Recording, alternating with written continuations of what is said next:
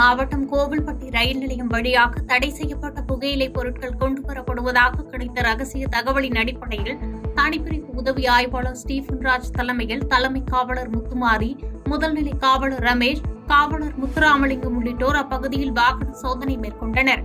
அப்பகுதியில் சாலையில் சந்தேகத்திற்கிடமாக நின்று கொண்டிருந்த சரக்கு வாகனத்தை சோதனை செய்ததில் வாகனத்தில் தடை செய்யப்பட்ட புகையிலை பொருட்கள் இருப்பது தெரியவந்தது. இதனை அடுத்து தூத்துக்குடி மாவட்டம் எட்டயாபுரம் பகுதியைச் சேர்ந்த யாகப்பராஜ், எப்போதும் வென்றான் ரவிக்குமார் ஆகிய இருவரும் கைது செய்யப்பட்டு கோவில்பட்டி கிழக்கு காவல் நிலையம் அழைத்து வரப்பட்டனர். அவர்களிடமிருந்து 23,000 பணம், 1 லட்சம் ரூபாய் மதிப்பிலான புகையிலை பொருட்கள் மற்றும் கடத்தலுக்கு பயன்படுத்திய சரக்கு வாகனம், இருசக்கர வாகனத்தை பறிமுதல் செய்து போலீசார் தீவிர நடவடிக்கை மேற்கொண்டு வருகின்றனர்.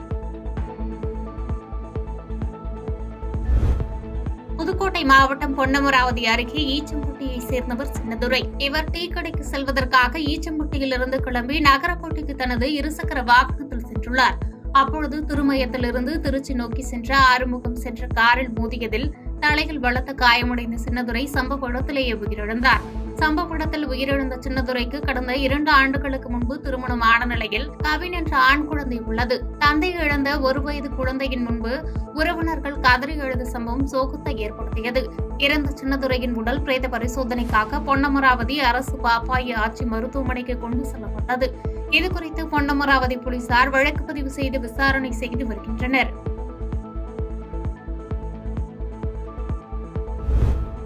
தென்காசி மாவட்டம் கடையம் காவல்நிலைய எல்லைக்குட்பட்ட கடையம் கல்யாணிபுரம் பகுதியைச் சேர்ந்த மாடசாமி மகன் பாலமுருகன்.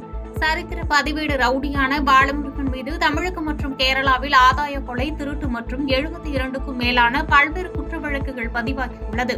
இந்நிலையில் கடந்த மே மாதம் வழக்கு விசாரணைக்காக அழைத்து செல்லப்பட்ட அவர் தப்பி சென்றார். தென்காசி மாவட்ட காவல் கண்காணிப்பாளர் ஸ்ரீனிவாசன் உத்தரவின் பேரில் தனிப்படை அமைத்து தேடி வந்த நிலையில் கடையம் அருகே ரவுடி பாலமுருகன் இருப்பதாக கிடைத்த தகவலின் பேரில் தனிப்படை போலீசார் விரைந்து சென்று பாலமுருகனை சுற்றி வளைத்து பிடிக்க முயன்ற போது போலீசாரிடமிருந்து தப்ப முயன்று கால் முறிவு ஏற்பட்டு தென்காசி அரசு மருத்துவமனையில் சிகிச்சை அளித்து தற்போது நெல்லை பாளையங்கோட்டை மத்திய சிறையில் அடைக்கப்பட்டுள்ளார்.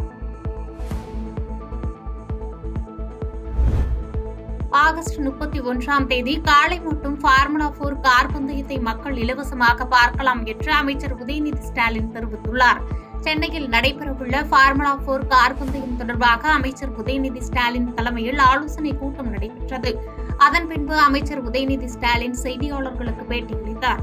அப்போது பேசிய அவர், ஆகஸ்ட் 31ஆம் தேதி காலை மட்டும் ஃபார்முலா 4 கார் பந்தயத்தை மக்கள் இலவசமாக பார்க்கலாம் என்றும், ஆகஸ்ட் 31ஆம் தேதி பிற்பகல் தகுதி சுற்று போட்டிகள் தொடங்கி இரவு வரை கார் பந்தயம் நடைபெறும் என்றும், கார் பந்தயத்தை 8000 பேர் அமர்ந்து பார்க்கும் வகையில் வசதிகள் செய்யப்பட்டுள்ளதாக கூறினார்.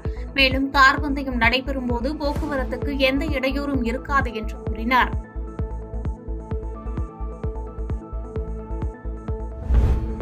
மறைந்த தேமுதிக தலைவர் விஜயகாந்தின் 72வது பிறந்த நாளை முன்னிட்டு 72 தேமுதிக தொண்டர்கள் விஜயகாந்தின் உருவப்படத்தை டாட்டூ வரைந்து கொண்டு காலம் விளக்கு சாதனை புத்தகத்தில் இடம்பெறும் நிகழ்ச்சி சென்னை கோயம்பேட்டில் நடைபெற்றது.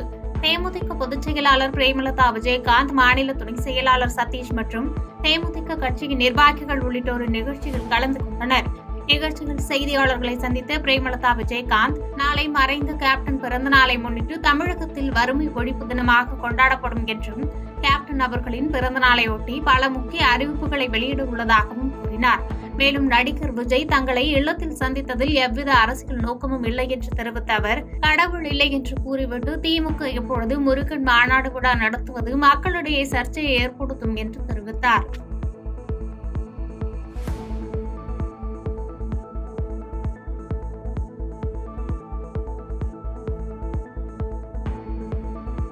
பாதகம் செய்பவரை கண்டால் நாம் பயங்கொள்ளலாகாது பாப்பா.